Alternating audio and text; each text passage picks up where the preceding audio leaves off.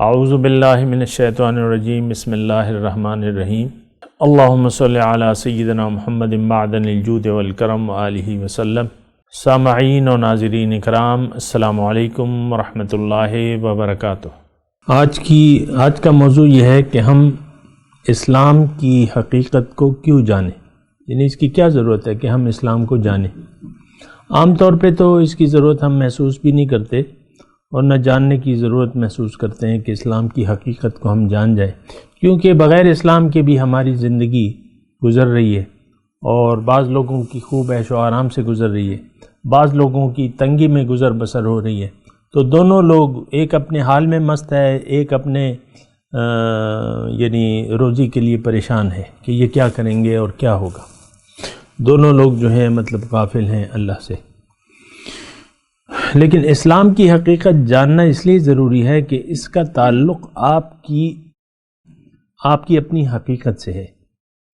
اگر آپ اسلام کی حقیقت کو نہیں جانیں گے یا جاننا نہیں چاہیں گے تو اس کا مطلب یہ ہے کہ آپ اپنے آپ کو بھول کے زندہ رہیں گے دنیا میں۔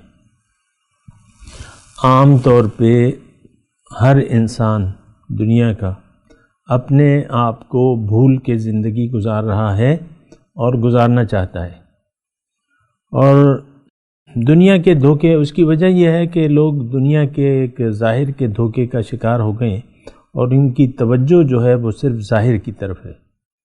اور یہ بات اللہ تعالیٰ نے بھی قرآن میں فرمائی ہے کہ یعلمون ظاہرا من الحیات الدنیا وہم عن الآخرۃ غافلون۔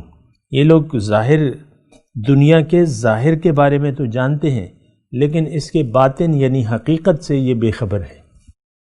تو اس کا یہ مطلب نہیں ہے کہ ہم بے خبر ہی رہیں، نہیں، انسان کو اللہ تعالیٰ نے عقل دی ہے، اللہ تعالیٰ کی نشانیاں موجود ہیں۔ یہ دنیا ہمارے چار سمت، چار سو، ہر طرف اللہ تعالیٰ کی نشانیاں موجود ہیں۔ ہم خود اللہ تعالیٰ کی ایک بہت بڑی نشانی ہے۔ اور وہ فارسی کا ایک وہ شعر بھی ہے نا، ایک حصہ مجھے یاد ہے کہ ہر ورق سبز معرفت دفتر معرفت کردگار۔ ہر سبز پتا جو ہے وہ اللہ تعالیٰ کی معرفت کا ایک دفتر ہے۔ یہ الگ بات ہے کہ ہم تو یعنی سوئے ہوئے ہیں اور یعنی غافل ہیں اور غافل رہنا چاہتے ہیں۔ یہ بھی ایک حقیقت ہے کہ انسان غافل رہنا چاہتا ہے، حقیقت آشنا یہ نہیں ہونا چاہتا۔ یہ حقیقت سے آنکھیں بند کر کے زندگی گزارنا چاہتا ہے اور اسی حالت میں یہ زندگی گزارنا چاہتا ہے۔ اور یہ بات جو ہے اللہ تعالیٰ نے قرآن میں بھی فرمائی ہے کہ بل یرید الانسان لیفجر امامہ، انسان چاہتا ہے کہ میں آئندہ بھی نافرمانی کی زندگی گزارتا رہوں۔ آزادی، آپ کو پتہ ہے کہ کوئی کسی کا کہنا ماننے کے لیے تیار نہیں ہے، اور اسلام تو اطاعت کا نام ہے۔ وقالوا سمعنا واطعنا، اس مسلمان کی صفت یہ ہے کہ وہ یہ اپنے زبان حال سے کہتا ہے کہ اللہ ہم نے سنا اور ہم اطاعت کریں گے۔ لیکن آج کا جو مسلمان ہے وہ یہ نہیں چاہتا، وہ کہتا ہے میں آزاد رہوں، کسی کی پابندی نہ ہو۔ آپ دیکھ لیں عام طور پہ اولاد میں یعنی بڑی مشکل سے کہنا مانتے ہیں، نافرمانی، اور ہر انسان جو ہے وہ خود سر ہے اور خود سر رہنا چاہتا ہے۔ بعض وقت مجبوریاں جو ہیں انسان کو غیر کی اطاعت پہ مجبور کر دیتی ہیں۔ مثال کے طور پہ خاتون خانہ ہے اور گھر میں سربراہ جو ہے وہ شوہر ہے، تو وہ بعض اوقات مجبوراً جو ہے شوہر کا کہنا مانتی ہے، ورنہ آپ دیکھیں اکثر جو ہے خاتون خانہ ناراض ہوتی ہے اور موڈ اس کا آف ہوتا ہے، کیونکہ اس کی طبیعت جو خود سری کی انسان کی طبیعت ہے وہ پوری نہیں ہو رہی اور اس کو مجبوراً وہ کام کرنے پڑتے ہیں، یا مجبوراً یا جو بھی ہے۔ تو بہرحال میں تو ایک عام بات کر رہا ہوں، انسان جو ہے وہ آزاد رہنا چاہتا ہے، خود سر، جیسا کہ، اور یہ شیطانی صفت ہے۔ شیطان نے اللہ کا حکم ماننے سے انکار کر دیا تھا اور اپنی عقل جنگائی۔ اسی طرح اگر آپ دیکھیں تو ہم اپنی عقل کے بلبوتے پر زندگی گزار رہے ہیں۔ اچھا برا اس کا فیصلہ ہم خود کرتے ہیں کہ اچھا کیا ہے برا کیا ہے۔ آپ دیکھ لیں عام طور پہ جو ہے ہم وہ کرتے ہیں جو ہمیں اچھا لگتا ہے، اور ہم وہ کرتے ہیں جو اللہ کی نافرمانی ہے عام طور پہ۔ یعنی اللہ کی رضا کا ہم خیال نہیں رکھتے۔ عوام جو ہے، عام لوگ جو ہیں وہ بس کہتے ہیں ہماری مرضی، بس اس حد تک جاتے ہیں نافرمانی میں جس حد تک ہم جا سکتے ہیں۔ اس بات پہ ذرا غور کریں نا، ان نافرمانی میں انسان چلتا رہتا ہے یہاں تک کہ معاشرہ اس کو روک لے، اور لوگ اس کو کہ بھئی لوگ کیا کہیں گے، یہ بھئی آپ دیکھیں گناہ جو ہے عام طور پہ ہم چھپ کے کرتے ہیں کہ لوگ کیا کہیں گے۔ تو بہرحال یہ ایک ایک حقیقت ہے، لیکن میں آج کا جو موضوع ہے اس میں نے یہ جو قائم کیا ہے وہ یہ ہے کہ ہم اسلام کی حقیقت کو کیوں جانیں، اور میں اس کا جواب آپ کو یہ دے رہا ہوں کہ اگر آپ نے اسلام کی حقیقت کو نہ جانا تو اس کا مطلب یہ ہے کہ آپ نے اپنے آپ کو بھول کے زندگی گزاری۔ لیکن اس کا اب نتیجہ کیا ہوگا کہ اس زندگی کے بعد دوسری زندگی ہے، قبر کی ہے اور حشر کی ہے اور آخرت کی ہے۔ یہ الگ بات ہے کہ ہمارا اس پر یقین نہیں ہے، بالکل نہیں ہے۔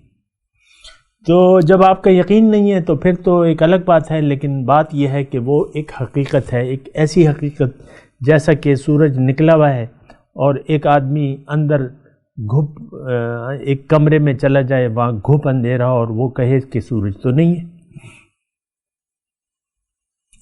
مثال اس طرح ہے کہ آپ اپنی آنکھیں بند کر لیں یا اندھیرے میں چلے جائیں کہ بھئی سورج تو نہیں ہے، لیکن سورج تو ایک حقیقت ہے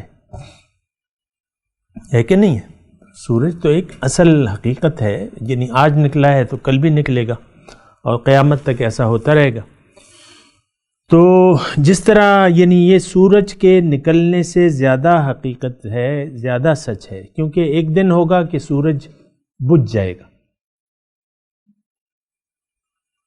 تو یہ تو یعنی سورج کا نکلنا کب بجھے گا یہ تو ہم نہیں جانتے، لیکن اس سے زیادہ بڑی حقیقت اور سچ یہ ہے کہ ایک دن ایسا ہوگا کہ ہم رب العالمین کے حضور کھڑے ہوں گے، یوم یقوم الناس لرب العالمین، اور پھر ہمارے ساتھ حساب کتاب ہوگا کہ بھئی آؤ تم نے کیا کیا۔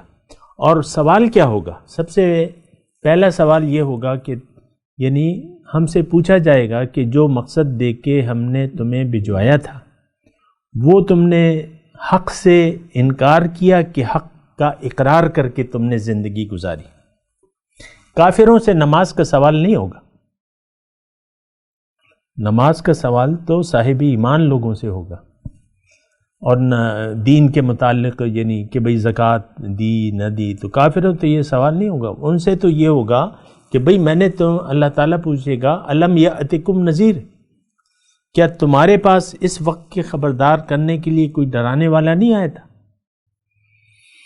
تو وہ کہیں گے کہ ہاں آیا تو تھا، قد جاءنا نذیر فکذبنا، ہم نے جھٹلا دیا اسے، وقلنا ما نزل اللہ من شیء، ہم نے کہا کہ اللہ تعالیٰ نے تو کوئی چیز نازل ہی نہیں کی۔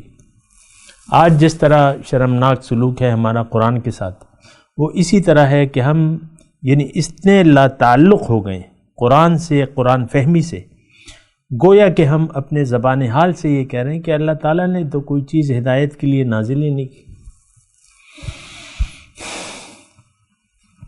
اس بارے میں ہمیں سوچنا ہوگا۔ اگر آپ اپنی حقیقت کو نہیں جانتے تو اسلام کو بھول جائیں،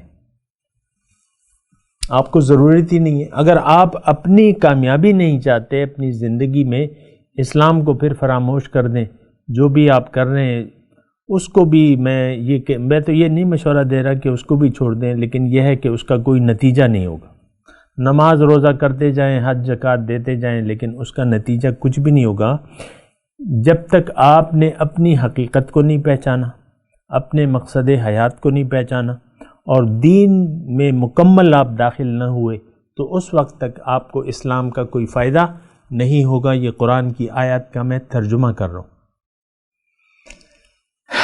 تو اسلام، اول تو اسلام ہم سمجھتے نہیں ہیں کہ اسلام ہے کیا، اس کا مقصد کیا ہے۔ کسی بھی سے بھی آپ پوچھ لیں جو بھی دنیا میں مسلمان رہ رہے ہیں، الا ماشاء اللہ کے علاوہ جو بات ہے کوئی نہیں جانتا کہ اسلام کی حقیقت کیا ہے، اور نہ جاننے کی ضرورت محسوس کر رہے ہیں، کیونکہ زندگی تو ہمارا گول جو ہے وہ دنیا ہے۔ اس کے لیے جو ہے پھر یعنی اسلام تو ہمیں دنیا دار بنانے کے لیے نہیں آیا، اللہ والا بنانے کے لیے آیا ہے۔ اللہ والا ہم بننا نہیں چاہتے تو اسلام کی حقیقت کو جاننے کا آپ کو کوئی فائدہ نہیں ہے۔ آج کا جو مسلمان ہے تو وہ اسی طرح وہ اس حقیقت سے آگاہ نہیں ہے، اور نہ وہ آگاہ ہونا چاہتا ہے۔ بات کرتے ہیں ایک مختصر وقفے کے بعد۔ وآخر دعوانا ان الحمد للہ رب العالمین۔ مولاي صل وسلم دائما ابدا على حبيبك خير الخلق كلهم